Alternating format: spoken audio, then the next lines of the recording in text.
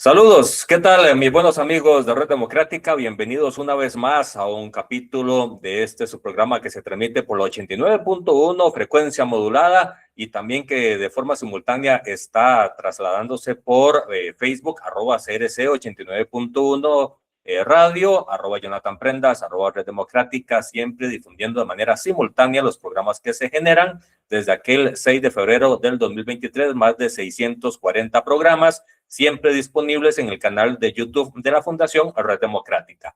El día de hoy, como ven quienes están ya en las plataformas digitales, tenemos un invitado más en esta campaña, en esta carrera electoral, una candidatura presidencial que dijo presente a la convocatoria de Red Democrática y que está dispuesto a compartir con ustedes su pensamiento, su visión y cómo es que quiere dejar a Costa Rica en los próximos 4 años tras su presidencia, si así el voto popular se la da en las manos. Nos referimos a Juan Carlos Hidalgo del partido Unidad Social Cristiana, a quien le damos la muy cordial bienvenida a su casa. Juan Carlos, ya has estado acá, bienvenido.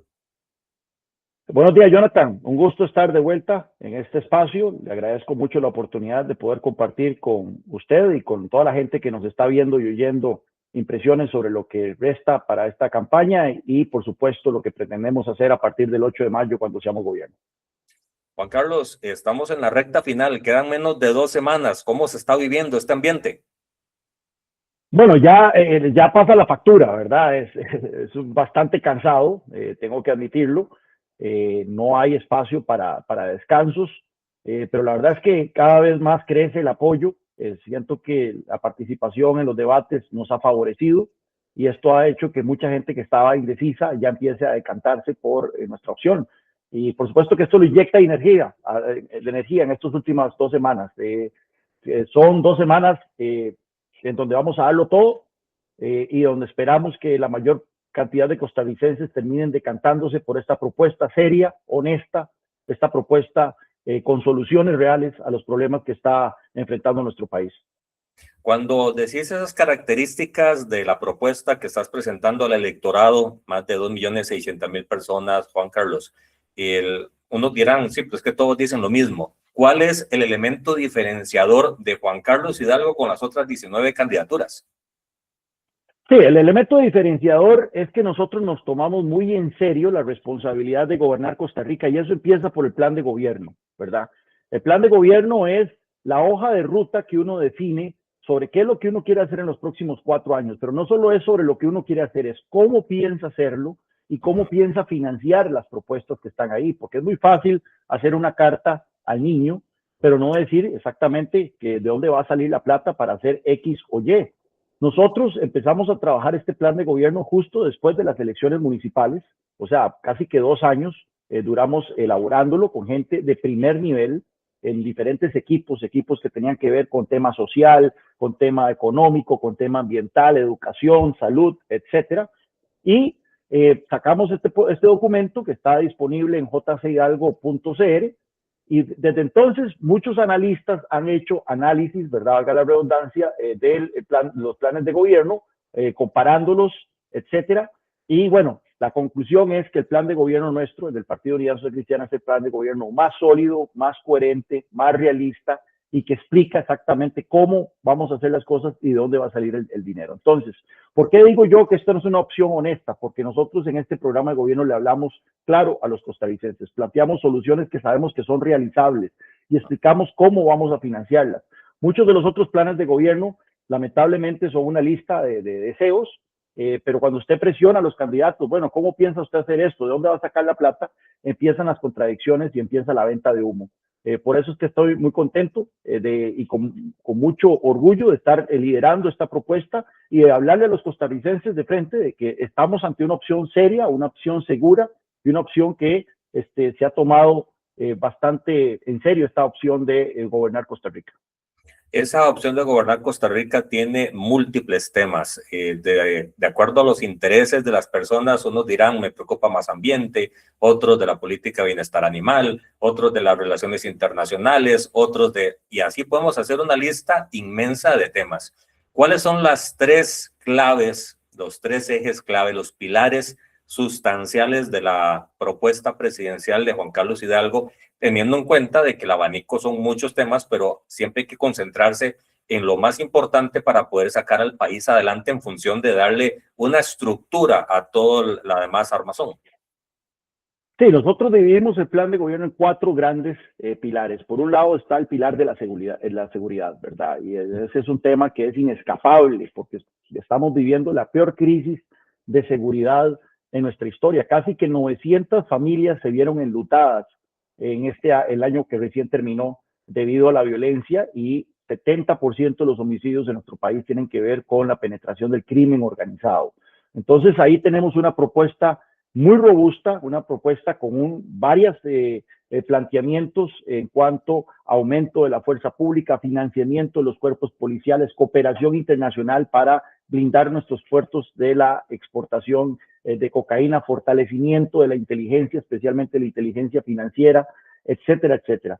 Luego está otra columna vertebral de este plan de gobierno que es reforma institucional.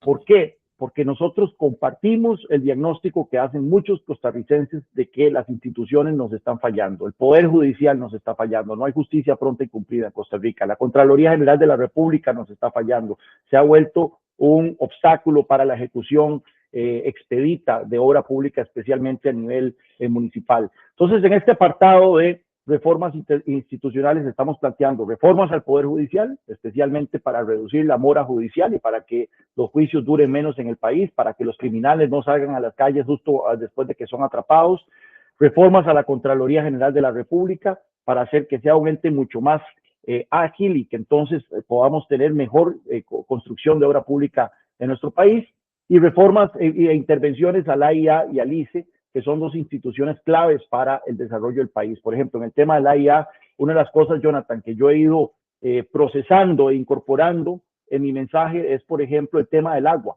Es impensable que en Costa Rica el acceso a agua potable va retrocediendo, ¿verdad? Cuando antes era una de las cosas que nosotros dábamos por sentado, abríamos el tubo y salía agua. Hay 1.600 comunidades en todo el país que no tienen acceso a agua potable y eso es por fallas de la IA. Después está el tercer pilar, que es el tema social. Y ahí tenemos dos grandes programas que nosotros estamos planteando. Costa Rica Cuida, que es para universalizar el acceso al cuidado para todas las familias en Costa Rica y de tal forma que especialmente las mujeres para que puedan incorporarse a la fuerza laboral. Sabemos que la responsabilidad del cuidado recae desproporcionadamente en las mujeres en nuestro país y eso hace que entonces se abstengan de poder conseguir empleo remunerado. Nosotros estamos planteando este programa que abarcaría no solo cuidado para niños, sino también cuidado para personas con discapacidad y adultos mayores. Y el otro programa que en el plan de gobierno estamos planteando en el área social es el relanzamiento del Triángulo de Solidaridad. Este fue un programa bastante exitoso que se hizo en la administración Rodríguez Echeverría, que es una articulación entre gobierno central, municipalidades y organizaciones de base, llámese asociaciones de desarrollo, asadas, etcétera, para que entonces haya una mejor coordinación a la hora de la construcción de obra pública a nivel comunal, ¿verdad? Llámese acueductos, parques infantiles, espacios públicos, etcétera, etcétera. Y finalmente, el cuarto pilar de las cuatro mesas de la pata es la parte económica.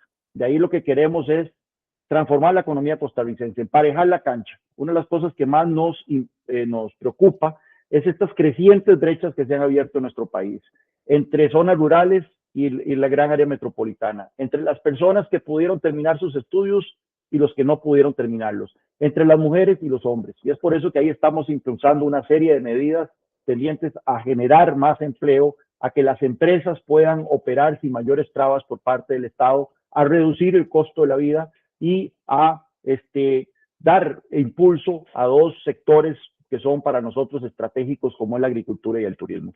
En fin, podemos ir desgranando cada una de estas propuestas, pero estas son las cuatro grandes patas de la mesa que estamos planteando en nuestro plan de gobierno. Eso denota orden y lógica en una visión país, que en este caso la lideras vos. En este desgranado de temas, Juan Carlos, hay algunos que llaman mucho la atención y preocupan mucho. Uno es el tema del costo de la vida. a ver, en estos momentos datos oficiales se contradicen, unos dicen que estamos muy bien, otros dicen ya la gente no está consumiendo igual. Hay gente que dice me alcanza, pero en las zonas de Punta Arenas, Limón, Guanacaste, la zona rural, no hay trabajo y hay problemas para poder salir adelante. El costo de la vida, ¿cómo lo ves vos? ¿Cómo enfrentarlo y cómo mejorarlo? Sí, el costo de la vida es un problema muy real. Costa Rica es un país muy caro, ¿verdad? Y es terrible la imagen de la señora que tiene que sacrificar, comprar carne, ¿verdad? Al final del mes porque la plata no alcanza, o el papá que tiene que pegar un tarjetazo, ¿verdad? Y cruzar los dedos de que la tarjeta pase para comprar los útiles escolares. En fin, esto es una realidad que viven muchos costarricenses. Lo que nosotros tenemos que tener claro es que Costa Rica es un país caro porque es caro producir. A lo largo de los años se han ido acumulando regulaciones, trabas, impuestos, permisos y todo tipo de cuello de botellas que lo que hacen es que el costo de vida en Costa Rica sea tan alto. De hecho, en algunos casos se habla de que somos los países más caros del continente. Entonces, ahí lo que nosotros estamos planteando es, bueno, entrarle de lleno a esas causas. Primero que todo, ¿cuál es uno de los principales disparadores de los costos de una empresa? Nosotros tenemos que recordar que si es caro producir en Costa Rica, los que asumen esos costos no son los empresarios, ni los pequeños, ni los medianos, ni los grandes, los transmiten al consumidor. Y es por eso que entonces al final todo esto lo terminamos pagando quienes compramos productos o bienes y servicios. Entonces, ¿qué es lo que está sucediendo acá? Uno de los principales costos es el tema de la mano de obra. Tenemos que en Costa Rica las cargas sociales son de las más altas del mundo.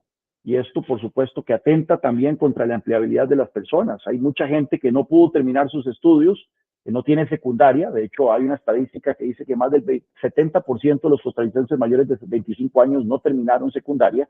Y estas son las primeras personas que quedan expulsadas del mercado laboral debido a las altas cargas sociales. Nosotros queremos recortar las cargas sociales sin afectar aquella parte que va a financiar a la Caja Costarricense de Seguro Social, sin afectar a aquella parte que va destinada a financiar las pensiones complementarias, sino un porcentaje de la contribución patronal que va a financiar el IMAS, FODESAF, INA, entre otros programas. Esos programas los vamos a financiar con impuestos ordinarios, no con cargas sociales. Las cargas sociales al final son impuestos al trabajo. Ese es uno de los principales costos que las empresas tienen y que trasladan a los consumidores. Después está el tema de la electricidad. En Costa Rica tenemos de la electricidad más cara de la región, especialmente electricidad a nivel comercial, tarifas a nivel comercial e industrial. O sea, es decir, los negocios y las empresas que producen bienes y servicios enfrentan altas tarifas y esto se traduce también entonces en altos precios para los consumidores. Está el tema de las regulaciones. En Costa Rica tenemos un bar de regulaciones que asfixian a las pequeñas, medianas y grandes empresas. De hecho, es una de las grandes causas por las cuales las pymes tienen una tasa de mortalidad tan alta. Yo por ahí había escuchado el dato de que un 90% de las pequeñas y microempresas no llegan a los 5 años, ¿verdad? Por la gran cantidad de regulaciones que hay. Bueno, nosotros, primero que todo, estamos planteando una mora regulatoria, y eso es que el primer día de funciones de decreto, yo como presidente de la República voy a firmar un decreto que establezca, y eso pasa por el lápiz del presidente de la República, que en los próximos 4 años de gobierno no se va a crear ninguna nueva regulación que le genere costos adicionales al sector productivo, ¿verdad? Entonces, vamos a parar la sangría primero que todo. Después sobre eso, vamos a iniciar un plan muy agresivo de regulación llamado guillotina regulatoria, para reducir al máximo todas estas trabas, todas estas regulaciones que afectan a las pequeñas y medianas empresas. Y finalmente vamos a digitalizar los procesos, de tal forma que la gente pueda hacer todos sus trámites para abrir una empresa desde la comodidad de su casa, desde una computadora, desde un teléfono. Ya esas ventanillas únicas existen, pero resulta que solo existen para las grandes empresas transnacionales en zona franca. Nosotros queremos universalizarlo a toda la economía. Finalmente está el tema de la infraestructura. La infraestructura afecta muchísimo al consumidor. Vea usted que un barco está durando entre 20 días y un mes en desembarcar en Puerto Caldera. Tenemos a Puerto Caldera colapsado y por cada día extra tiene que pagar una multa de $20,000. Bueno, adivinen quién paga eso, los consumidores.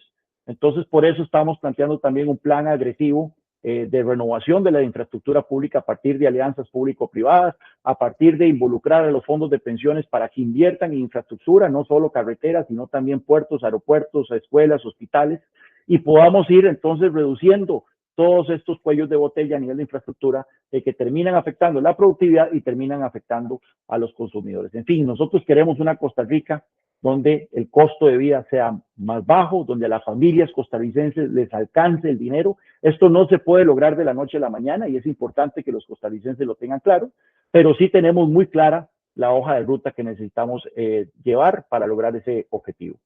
De hecho, cerca del 40% de los costarricenses en edad laboral están en la informalidad, fuera del área de trabajo formal que hay en el país. Y ellos lo que más dicen es, cuesta mucho emprender porque es demasiado alto el costo.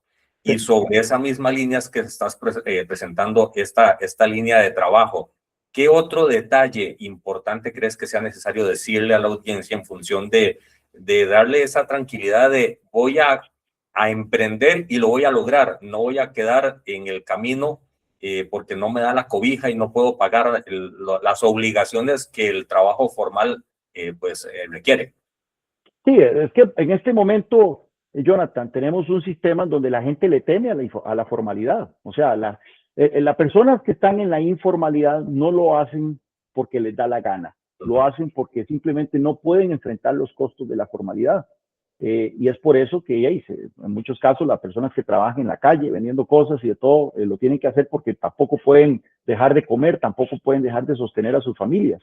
Entonces, la mejor manera de combatir la informalidad, que es uno de los grandes males que tiene nuestro país, más del 40% de la población económicamente activa, la gente que está trabajando, está en el sector informal.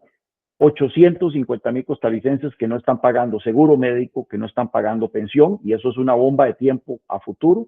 Ayer precisamente, antier estuve en la Avenida Central haciendo un podcast de la calle, y vieras que muchas de las preguntas tenían que ver con el tema de pensiones, ¿verdad? Y gente adulta mayor diciéndome, mira, mi pensión no me alcanza, mi pensión desde el régimen no contributivo, que sabemos que es un monto que no cubre el nivel de pobreza. Y bueno, solo imaginémonos la magnitud del problema que vamos a enfrentar a futuro con estos 850,000 costarricenses que no están cotizando y que van eventualmente a llegar a la edad de retiro, que no van a poder seguir trabajando y como sociedad tenemos que enfrentar eso. Entonces, todos estos son problemas de la informalidad y la informalidad está altamente ligada entonces a temas como las altas cargas sociales que mencioné anteriormente, pero también a los altos costos de poder abrir una empresa sin tener que lidiar con toda esta burocracia, con toda esta tramitología. Nosotros lo que estamos proponiendo es que aspiremos a un país en donde abrir una empresa tome unos pocos días. Es posible, otros países lo hacen, y donde todos los trámites usted los puede hacer desde su casa, donde usted no tenga que estar yendo a una entidad pública aquí que le piden algo que no estaba ni siquiera en la lista de requisitos, después usted tiene que ir a otra, etcétera, etcétera. Esto es posible, se está haciendo en algunas partes de la economía, en algunos sectores ya hay ventanillas únicas, ¿verdad? Lo que nosotros queremos es que esto cubra a todos los costarricenses y que todas las familias puedan entonces tener esa posibilidad de emprender y sacar adelante a sus seres queridos. El salir a hacer comercio, el salir a resolver la operación arroz y frijoles diaria, y la gente no sabe con qué va a llegar al fin del día a sus casas, hace una cifra y yo lo llamo los olvidados, Juan Carlos, porque según el gobierno el desempleo está en un 5%, pero la realidad de las cosas es que en la calle no hay trabajo y hay que resolver el día a día. Ese porcentaje de gente olvidada es prioridad para Juan Carlos Hidalgo. Por supuesto, y es por eso que nosotros insistimos en el tema de emparejar la cancha, ¿verdad? No podemos seguir teniendo dos Costa Ricas, y dos Costa Ricas que mucha gente lo ilustra a nivel regional, y es cierto, la pobreza en las costas es el doble que la pobreza en el gran área metropolitana, pero también tenemos esas dos Costa Ricas de la gente que sí pudo terminar sus estudios y los que no pudieron terminar sus estudios, la gente que está en el mercado informal, los que no están en el mercado, los que están en el mercado formal. Entonces, nosotros tenemos que poner atención a cómo hacemos para que ese país que nosotros construimos, del cual nos preciamos tanto, que era un país de gran igualdad especialmente igualdad de oportunidades. Yo soy producto de la educación pública costarricense. Fui a la escuela Juan Chávez Rojas en Ciudad Quesada, el Liceo San Carlos. Soy hijo de madre soltera y nací en una Costa Rica en donde eso no era obstáculo para salir adelante. Eso se ha ido perdiendo, ¿verdad? Y sí, en este momento tenemos entonces un país en donde las brechas han ido creciendo, la desigualdad ha ido creciendo, ya somos uno de los países más desiguales de América Latina, y esto es una bomba de tiempo, creo yo. Es una bomba de tiempo que tenemos que revertir. Si algo yo quiero enfocar los próximos 4 años de mi gobierno es encerrar esas brechas, darle oportunidades a la gente que ha quedado rezagada de tal forma que emparejemos la cancha. Cuando hablamos de figuras que puedan servir de referencia a nivel social, está el presidente de la República como número uno o entre los primeros lugares. En los últimos años ha sido mucha la agresión, mucha la violencia verbal, la violencia psicológica que se ha generado desde Casa Presidencial, y no me refiero solo a estos últimos años, sino de aquí para atrás, podemos irnos 12 años quizá. ¿Cómo va a ser el estilo de gobierno de Juan Carlos Hidalgo y cómo va a servir Juan Carlos de referencia para que la sociedad se comulgue y empiece a pedalear la bicicleta en la ruta de la prosperidad que ocupa el país? Jonathan, yo no conozco ni un solo país sobre la faz de la tierra que haya podido salir adelante a través de la división y la polarización de la sociedad. Y lamentablemente vemos en Costa Rica actores que están interesados en dividirnos y en polarizar, ¿verdad? El nombre de nuestro partido lo dice todo, unidad. Nosotros queremos apelar a la unidad de la familia costarricense. Y eso empieza con el ejemplo que da el presidente de la República. Un presidente de la República que no insulta, un presidente de la República que no hace ataques gratuitos, un presidente de la República que sí impulsa una agenda en la que cree firmemente y la confronta con aquellas personas que no quieren sacar adelante los proyectos que uno considera necesarios para este país, pero lo hace en el marco del respeto y de tolerar la disidencia, ¿verdad? Sin ataques gratuitos a la Asamblea Legislativa, a las Cortes, a los medios de comunicación, a las universidades, a las iglesias, etcétera, etcétera. Entonces, yo sí pienso ser un presidente que trata de normalizar el discurso político en Costa Rica, volver a traerlo a los niveles que lo caracterizaron por tantos tiempos y que lamentablemente en los últimos años hemos visto que se nos ha salido de control. Nuevamente, no conozco ningún país que a través de la polarización y el odio haya salido adelante y yo no quiero que Costa Rica sea un ejemplo más de eso. La educación es quizá el punto más olvidado de la última década. Estamos con serios problemas. Una universidad pública, vi hace unos días, hizo un curso de nivelación para los que salían de 5º año y entraran a la universidad para que pudieran enfrentar el nuevo reto. Te he escuchado en diferentes foros decir que hay una agresiva estrategia para recuperar la educación. ¿En qué consiste? Sí, vean ustedes al punto que hemos llegado nosotros en la educación, que según el informe del Estado de la Educación, este no es un dato mío, es del informe del Estado de la Educación, un joven de 15 años hoy tiene un nivel de comprensión de lectura propio de un chiquito de tercer grado de la escuela. Entonces, a eso hemos llegado. Y lamentablemente, Jonathan, hay otra estadística que es todavía más tenebrosa, y es que cuando se le pregunta a los costarricenses cuáles son sus prioridades, ¿verdad? La educación sale de 9º o 10º.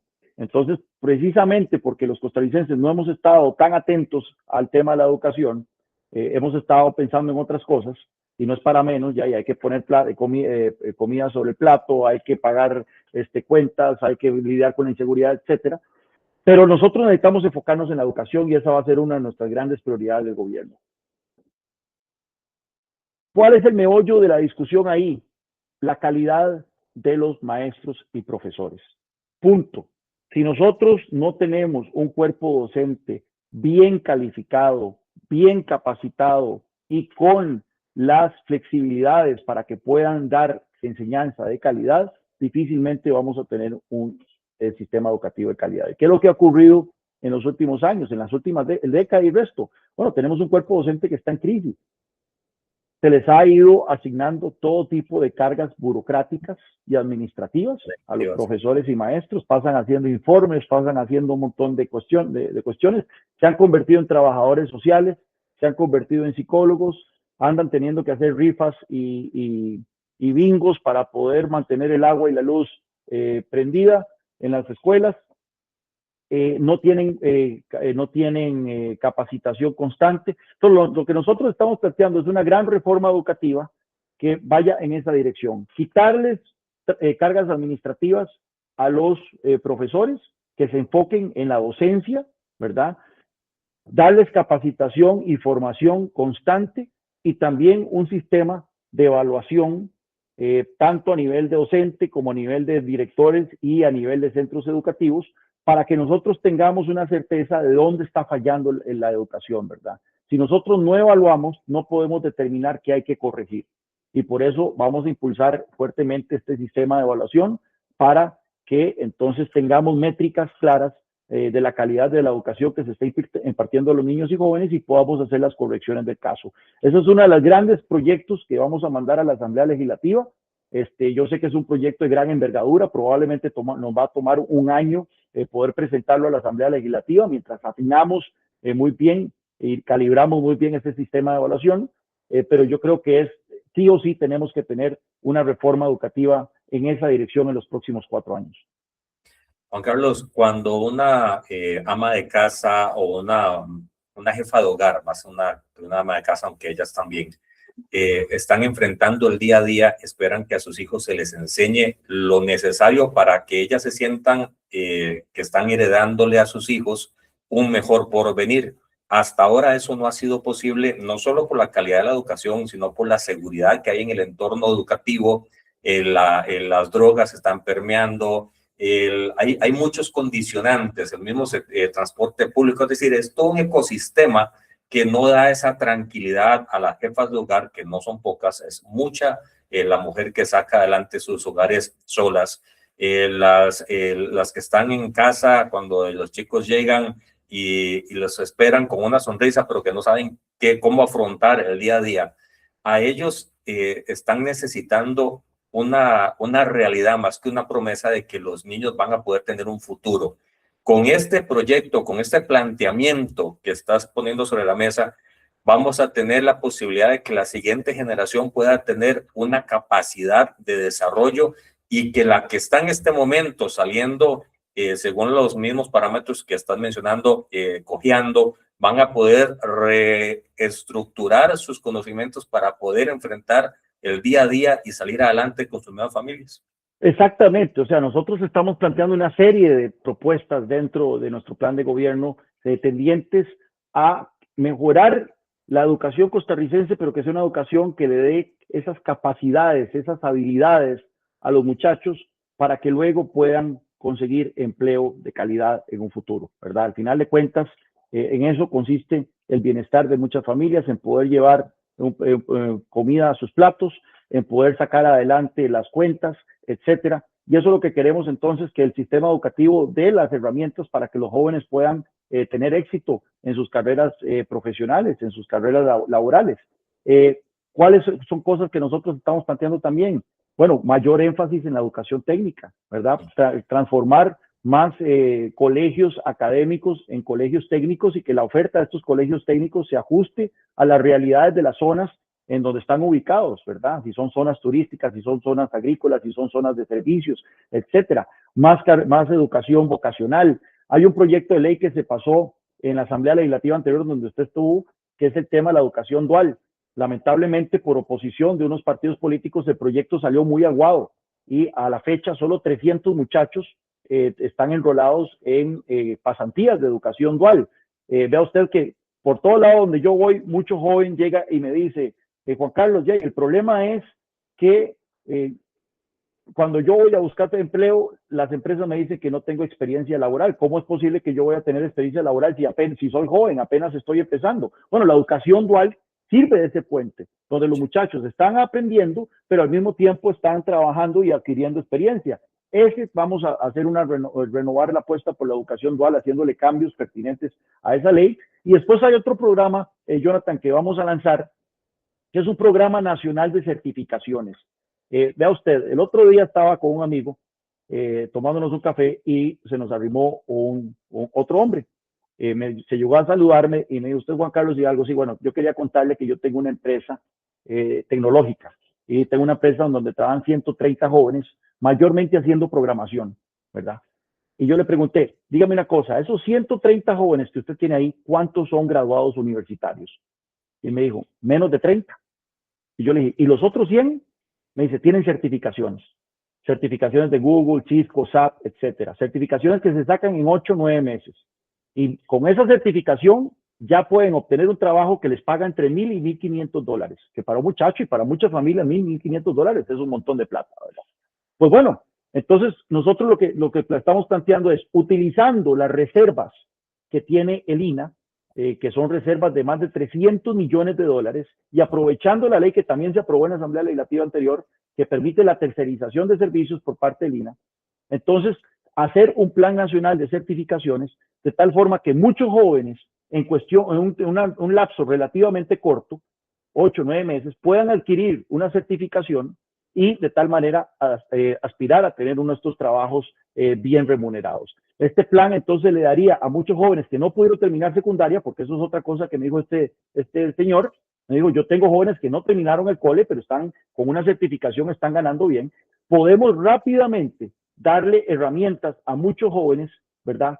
Para que, herramientas y habilidades para que puedan conseguir un empleo de calidad y el hecho que no hayan terminado sus estudios no sea, o que no puedan acceder a ir a la universidad, no sea una condena para el resto de sus días. Hay un tema, Juan Carlos, ahora que estabas dando los 4 pilares del plan de gobierno que me llamó mucho la atención, y yo estuve en aquella época del triángulo que mencionabas de trabajo, triángulo de solidaridad. Sí. Yo estuve en aquella época trabajando en gobierno y sí fue un impacto importante, una transformación de la forma de trabajar organizaciones, gobiernos, municipalidades, centros comunitarios, es decir, una transformación que lastimosamente no se le dio seguimiento. Pero hubo un detalle de lo que estabas diciendo de las organizaciones de base que es importante pues rescatar. Y aquí voy a hacer un paréntesis de los temas nacionales para irnos a un grupo de personas que en lo particular me interesa mucho conocer tu percepción, y es qué participación tendrían las iglesias de cualquier denominación, los pastores o los líderes religiosos, las organizaciones que de estas iglesias nacen, en el trabajo de hacer causa común en esta estrategia que estás diciendo para sacar a Costa Rica adelante. Bueno, primero que todo, yo quiero dejar clarísimo que soy un firme defensor de la libertad religiosa dentro y fuera de los templos, y para mí es fundamental el papel que juegan muchísimas iglesias de cualquier denominación, asociaciones religiosas, a lo largo y ancho del país. En muchas partes del país han sido iglesias las que han venido a llenar las falencias del propio Estado costarricense, ¿verdad? Dándole apoyo a familias que están enfrentando algún tipo de situación financiera, sacando a personas de los vicios, acompañando a otro tipo de organizaciones comunales. Entonces, en ese sentido, yo creo que más que reprimir, hay que empoderar a estas iglesias, celebrar el papel que tienen en sus comunidades y tratar de complementarlo con las acciones que está realizando el gobierno en sus múltiples niveles, ¿verdad? Porque eso es lo que pretende hacer el Triángulo de Solidaridad. El Triángulo de Solidaridad es un plan, es un programa que funcionó muy bien en esos años de la administración Rodríguez Echeverría. Usted va a lo largo del país y encontrará obras muy específicas que fueron hechas gracias al Triángulo de Solidaridad. Por ejemplo, el acueducto que llevó agua a Isla Chira fue hecho con el Triángulo de Solidaridad. ¿Y qué es lo que busca el Triángulo de Solidaridad? Bueno, tenemos entonces que el gobierno central tiene plata, pero tiene una capacidad de ejecución bastante pobre. Las municipalidades tienen una mejor capacidad de ejecución, pero no tienen plata. Entonces ahí tenemos que hacer una articulación. Y las asociaciones de base, como las asociaciones de desarrollo, las ASAD, las asociaciones religiosas y demás, tienen el conocimiento de los problemas donde más surgen las intervenciones del Estado, y hay mucho voluntariado de parte de ellas, ¿verdad? Y pueden participar en la construcción de los proyectos, y es por eso que entonces esto lo que se busca es articular y crear este triángulo virtuoso de ayuda entre gobierno central, municipalidades y las asociaciones de base. Juan Carlos, ya que estamos en este tema religioso, ¿vos sos pro vida? por supuesto, siempre lo he sido, siempre lo he sido. Para mí es inconcebible la idea de acabar con una vida, incluso en el vientre de una madre. Y en ese sentido, yo he dejado muy claro que mi gobierno no no se liberalizará ni se moverá un milímetro la legislación que existe actualmente en nuestro país y que está contenida en el Código Penal desde los años 70, referente al tema del aborto. Cuando hablamos de los intereses del sector conservador, que ahí entra católico, evangélico y todas las denominaciones, todas las religiones en sí, está la parte de la educación, de qué se le enseña a los niños y que más bien se concentre el esfuerzo de la educación en dar lo que estabas diciendo, las herramientas para salir adelante. En un gobierno tuyo, la educación, el Ministerio de Educación promovería cosas ajenas a estas herramientas que sí se ocupan para salir adelante. No, para nada. O sea, el Ministerio de Educación tiene que enfocarse en darle a los estudiantes las herramientas para que puedan ser personas de bien a futuro, para que puedan tener trabajo, para que puedan sacar adelante a sus familias, para que sean ciudadanos responsables, y por eso también creo en la importancia de la educación cívica, que hoy en día se está viendo, ¿verdad? Que es una de las cosas en las que el sistema educativo también ha venido fallando. Lamentablemente, en algunos de los últimos gobiernos se ha querido meter otras cosas en el currículum, se ha querido meter otras cosas en la enseñanza de la educación pública que desvirtúan lo que debería estarse enseñando. Entonces nosotros vamos a estar muy enfocados en una educación que sea para que la gente sea productiva a futuro, para que comparta valores cívicos, que respeten las normas y la legislación costarricense, y punto. No vamos a usar la educación para promover otro tipo de agendas. Y ese tipo de agenda incluso tiene un nombre dentro de la jerga del sector conservador, la ideología de género, que tanto se pelea a nivel nacional e internacional y que distrae la atención de la niñez en función de lo que debería estar haciendo, que es preparándose para el futuro. Es que sí, ese es el tema. O sea, ahí se me sale un poco la parte económica, pero vivimos en una sociedad con recursos limitados, ¿verdad? Y entonces tenemos un sistema educativo que es de recursos limitados y tenemos que enfocarlo en lo que más importa. Cualquier otro tipo de agenda como esa va a quitarle tiempo, recursos, esfuerzo a lo que verdaderamente debería estarse enseñando en el sistema público costarricense. Entonces yo no comparto para nada eso. Con toda la carga además que eso trae a nivel de polarización y de fricción social, como lo vimos en los gobiernos del Partido de Acción Ciudadana. Juan Carlos, otro de los temas que están siempre rondando en todo este ecosistema conservador es el que se desarrolla sobre agendas que presionan al país para hacer cierto tipo de cosas. Los pilares y los fundamentos y la prioridad del gobierno de Juan Carlos Hidalgo estaría sobre rescatar a Costa Rica y sacarlo adelante en función de lo que somos, del ser tico, o estaría en función de ponerse a ver qué está haciendo o qué organización le está diciendo que para dónde vamos, porque esa es la ruta y no tener ese sentido de autonomía personal de país. No, todo lo que nosotros hagamos va en función de lo que sean los intereses de Costa Rica, ¿verdad? Punto. Nosotros tenemos que aplicar los principios, por ejemplo, en política exterior, los principios que ya tienen que guiar la acción diplomática y demás, que es responder a lo que beneficia a los costarricenses.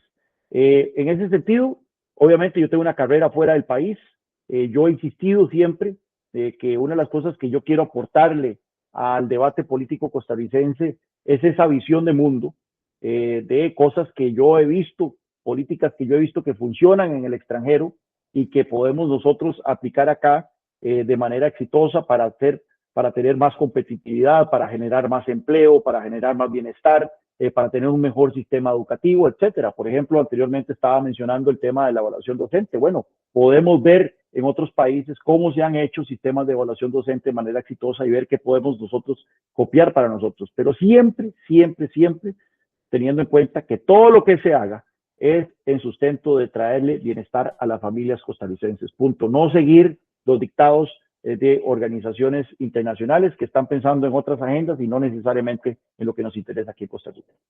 Juan Carlos, hace unos días particularmente sucedió algo que en lo personal sí me llamó mucho la atención, me molestó, y vi una reacción tuya en redes sociales sobre el intercambio, la mercancía, que se puede llamar, y lo han llamado así, entre el voto conservador y los puestos de elección, tanto diputados, incluso defensores de los habitantes, servicio exterior, en el Poder Judicial y demás, de algunas agrupaciones, no es solo una, algunas agrupaciones están en esa misma lid. El, el comentario que pusiste en redes sociales es, la fe no tiene dueños. Sí. ¿Cómo viste ese episodio en donde en un panfleto se le dice a la gente vote por X partido porque ya nos prometieron que nos van a dar esto, pero no a todos, sino a unos de los que están en esa conversación? ¿Cómo lo viste? Mira, muy lamentable, terrible. Yo, la verdad es que ese tipo de política, ¿cuál es la palabra? Ese mercantilismo de la fe, ¿verdad? Es chocante. Y especialmente que se utilice algo tan sagrado como la religión para andar ofreciendo puestos específicos, para andar ofreciendo prebendas en un futuro gobierno. Diciendo, mira, nosotros vamos a darle tantos magistrados, tantos puestos en el gobierno, tantas diputaciones, a base de la instrumentalización de la fe. La verdad es que me resulta algo tremendamente chocante. Yo creo que necesita ser denunciado. Yo no me puedo aguantar las ganas de salir a decir algo, porque no podemos caer en esas dinámicas y la verdad es que es bastante deplorable que el oficialismo esté incurriendo en este tipo de prácticas que denigran a la religión, denigran a la fe, denigran a los creyentes y que no son consistentes con lo que enseña la Biblia ni enseña las escrituras, ¿verdad? Y en ese mismo sentido, no solo el oficialismo, sino que, como bien dice el tema, el encabezado del comentario, no tiene dueño. Es decir, no es que el voto conservador, cualquier religión que sea, tiene que sí o sí, sin objetar, ir hacia una agrupación. Exactamente. La propuesta es la que tiene que identificar la visión de una persona en donde me siento más cómodo. Es lo que entendí de la propuesta tuya. Exactamente, o sea, cada persona tiene su set de valores, tiene su set de prioridades y por supuesto que, bueno, una religión define un marco dentro de este set de valores y set de prioridades, pero al final de cuentas el voto es de cada persona, no es un voto en paquete, no es un voto en bloque y la gente debe buscar apoyar a aquel candidato que más llegue a su corazoncito, que más llegue con sus propuestas a plantear las soluciones que ellos consideran que son necesarias para el país y para sus familias. Al final del comentario dices, y leo textual, confío en los costarricenses, en su juicio y en su capacidad para ver cuando alguien quiere sacar provecho a sus costillas. ¿Crees que están queriendo aprovecharse y sacar provecho de gente sencilla que ve en liderazgos de personas específicas una orientación no razonada del voto? Claro, claro, están apelando a un voto en masa, un voto ciego, un voto que no entra a discernir, sino que simplemente va a las urnas con los ojos tapados, siguiendo mandatos de terceros. Eso no es como fue pensado nuestro sistema político ni nuestra democracia. Nuestra democracia está pensada en seres libres, individuos pensantes, gente con conciencia propia y gente que haciendo un análisis de los pros y contras de cada candidato, toma la mejor decisión para ellos y para sus familias. Y eso es exactamente el sistema político que yo quiero. Por eso veo con mucho repudio este tipo de prácticas que no le hacen nada bien a nuestro país y por supuesto que no le hacen nada bien a la religión. ¿Por qué Juan Carlos Hidalgo es una oferta política de visión país apta para un sector conservador que puede estar en este momento buscando a alguien que se sienta que lo sienta cercano. No es solo la idea, sino también la persona que va a liderar el país. Porque Juan Carlos es una persona que puede ser potable para un voto conservador.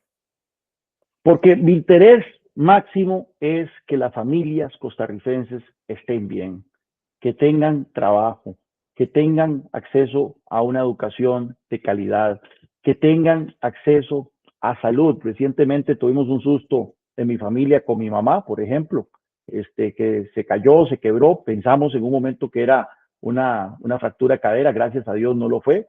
Pero si no hubiera sido por la Caja Costarricense de Seguro Social, que siempre está ahí presente, ¿verdad? Para ese tipo de emergencias, ¿qué hubiera pasado? Entonces queremos que también haya acceso a salud, que haya oportunidades para todas las familias costarricenses, no importa dónde vivan o en qué región del país nacieron sus integrantes. Yo nací en San Carlos, en una Costa Rica de oportunidades. Tuve una muy linda familia que fue mi mamá, mi abuela, mis tías, que me sacaron adelante. Y yo sé que a lo largo y ancho del país hay muchísimas familias que en este momento están pasando muchas complicaciones, están pasándola con graves problemas. Las he visto de primera mano durante esta campaña en la cual he recorrido todo el país y no hay nada que me parta más el alma que ver padres solos, madres solas, o familias completas, pero que están pasando penurias. Especialmente en un país, Jonathan, donde se nos dice que ya somos un país de ingreso alto, ¿verdad? Supuestamente el año pasado llegamos a la categoría de ser un país de ingreso alto, pero eso no se refleja en las necesidades y penurias que están pasando tantas familias a lo largo y ancho del país. Entonces, mi obsesión, mi vocación, mi propósito en esta elección es llegar al gobierno y trabajar fuertemente para corregir todas esas políticas que han venido fallando y que queremos que le respondan a los intereses de las familias costarricenses. ¿Hay alguien dentro del concepto familia, dentro de un hogar, bajo un techo de una casa, llámese adulto mayor, llámese mujer trabajadora sola, llámese ama de casa, llámese matrimonio, llámese los niños, llámese las mascotas? ¿Alguien dentro de un hogar puede verse damnificado por algo que vayas a hacer en el camino? La verdad es que no puedo pensar en absolutamente nada que vaya en detrimento de las mujeres o de los adultos mayores o de las personas, de los familiares que tienen discapacidad, que eso es otra cosa que estamos planteando mucho, ¿verdad? Que en Costa Rica tenemos un 18% de la población con discapacidad que requiere también de políticas concretas. Todo va dirigido a fortalecer a la persona. Nosotros insistimos que la persona tiene que estar en el centro de las políticas, ¿verdad? Personas fuertes, llámese mujeres, hombres, niños, adultos mayores, hacen familias, núcleos familiares fuertes y por supuesto que eso hace sociedades resilientes, fuertes y hace un país, una nación grande. Nosotros vamos a avanzar políticas desde el lado económico, desde el lado social, para que las personas y las familias estén mejor. En el gobierno suyo estará gente que tenga que tener una etiqueta en específico para poder ser merecedor de estar en el gabinete suyo. No. Las personas que estén en el gabinete van a ser personas que tienen las calificaciones, la experiencia para poder asumir el reto de sus respectivas carteras. Yo no creo en cuotas innecesarias. Creo que hay mujeres y hombres allá afuera con muchísimo potencial y muchísima experiencia para hacerse de las riendas de los diferentes ministerios, instituciones autónomas, etcétera. Pero empezar de una vez a llegar a decir, mira, tengo que tener una X cantidad de esto, lo otro, yo creo que eso más bien limita la posibilidad de poder escoger a la mejor gente para liderar el país. Juan Carlos, ya vamos terminando esta entrevista, quedan pocos minutos. Una pregunta obligatoria por la forma en que empecé esta entrevista es, ¿cómo esperas entregar la banda presidencial? Insisto, si el tico en su mayoría te la entrega, ¿cómo la vas a entregar al siguiente presidente de Costa Rica en el 2030? ¿Cuál es tu expectativa? Mira, yo he insistido muchísimo precisamente porque soy un candidato que apela a la honestidad de mis propuestas y soy un candidato que no me gusta vender humo, que muchos de los problemas que tiene Costa Rica, que se han venido acumulando incluso por décadas, no pueden ser resueltos en 4 años. Entonces, no es que dentro de 4 años yo voy a entregar la banda presidencial y ya vamos a tener buenas carreteras y 0 presas, ya hemos eliminado por completo las listas de espera, ya tenemos una educación de calidad para todos los niños.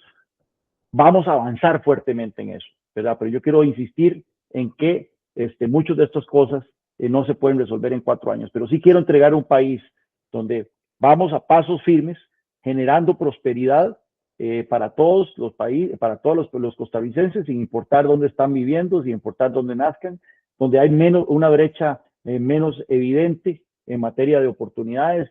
Hemos hecho correcciones importantes en el sistema educativo que van a reflejarse en el mediano y largo plazo. Hemos reducido las listas de espera, hemos avanzado en la construcción de infraestructura que se va a ver también en un futuro, pero ante todo, Jonathan, ante todo, hemos gobernado de una manera que ha unido otra vez a la familia costarricense, que ha disminuido la polarización, que ha disminuido la división que estamos enfrentando y no se ha atizado desde el máximo poder, desde el máximo oficina, ¿verdad? Que es la presidencia de la República, estos odios y estas pasiones que lamentablemente hemos visto en los últimos 4 años. De una Costa Rica donde haya primado más el diálogo, la unión y el amor que nos tiene que caracterizar y que por tanto tiempo nos caracterizó. ¿Vos crees en los diputados buenos o malos en función de las rencillas? Es decir, en tu gobierno la relación con la Asamblea va a tener un ministro de la Presidencia y una relación con vos directa, afable, tranquila, o va a ser de confrontación, igual con los medios de comunicación, igual con el Poder Judicial. ¿Cómo la estás vislumbrando? No, el nombramiento del Ministerio de la Presidencia, el ministra de la Presidencia es uno de los principales nombramientos. Tiene que ser una persona con una gran vocación de diálogo, una persona bastante estratégica. Yo he pensado que tiene que ser un exdiputado. Ustedes, quienes han pasado por la Asamblea Legislativa, saben que la Asamblea Legislativa es muy compleja. Saben las pasiones que se desatan a la hora de tratar de pasar proyectos de ley y demás. Entonces tiene que ser una persona que tenga un mapeo de los 57 diputados muy claramente y sentarse con cada uno de ellos, ver cuáles son sus intereses, ver cuáles son sus aspiraciones, ver qué es lo que les interesa sacar en sus 4 años en la Asamblea Legislativa y empezar a construir estas coaliciones y estos consensos, ¿verdad? Entonces, y por supuesto yo tener la mayor vocación de sentarme con cada uno. Yo llegaría al poder, Jonathan, con una vocación de ser jefe de gobierno, no jefe de Estado. A mí me interesa meterme de lleno en el trabajo del día a día para sacar adelante los proyectos de ley, para sacar adelante todas las cosas que se quieren hacer a nivel de los ministerios y, por supuesto, mantener una relación muy respetuosa y cordial con los otros poderes de la República y con los otros elementos de la sociedad civil, como son los medios de comunicación. La primera decisión de tu gobierno. El primer decreto que voy a firmar, el primer decreto, ya lo he dicho, es un decreto para establecer que en los 4 años de mi gobierno no vamos a generarle más regulaciones a las pequeñas y medianas y grandes empresas de este país. Todo con la finalidad de crear las condiciones y dar la confianza a nuestro sector productivo para que genere más y mejores empleos.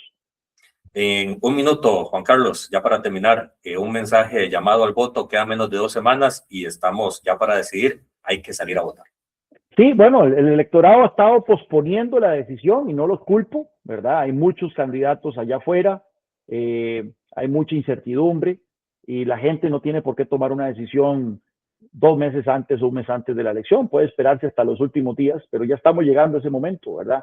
Los debates ya arrancaron, los planes de gobierno han sido publicados desde hace varios meses, la gente ha tenido oportunidad de empezar a comparar candidatos, de empezar a comparar propuestas. Yo lo que les pido es, presten atención, vean mis propuestas, vean lo que yo tengo que decir en los debates, y ojalá tomen la mejor decisión el próximo 1 de febrero. Nuestra propuesta es una propuesta que se ha tomado muy en serio a Costa Rica y que propios extraños han definido como el mejor plan de gobierno para este país. Así que los invito a que comparen, analicen y ojalá nos den la confianza de su voto el próximo 1 de febrero. Este ha sido Juan Carlos Hidalgo, entrevista el día de hoy en Red Democrática, un candidato a la presidencia que le está pidiendo su voto con un plan de gobierno que está accesible para que usted lo pueda revisar, así como los demás que están en esta contienda. Ya lo saben, Red Democrática hace un llamado al voto para que todos podamos tener la mejor versión de la Costa Rica que nuestros hijos y nietos merecen tener en sus manos. Hasta mañana, si Dios así lo permite. Y Juan Carlos, muchísimas gracias por estar con nosotros. Muchas gracias, Jonathan, y un saludo a todas las personas que nos compartieron esta última hora. Dios los bendiga. Hasta mañana.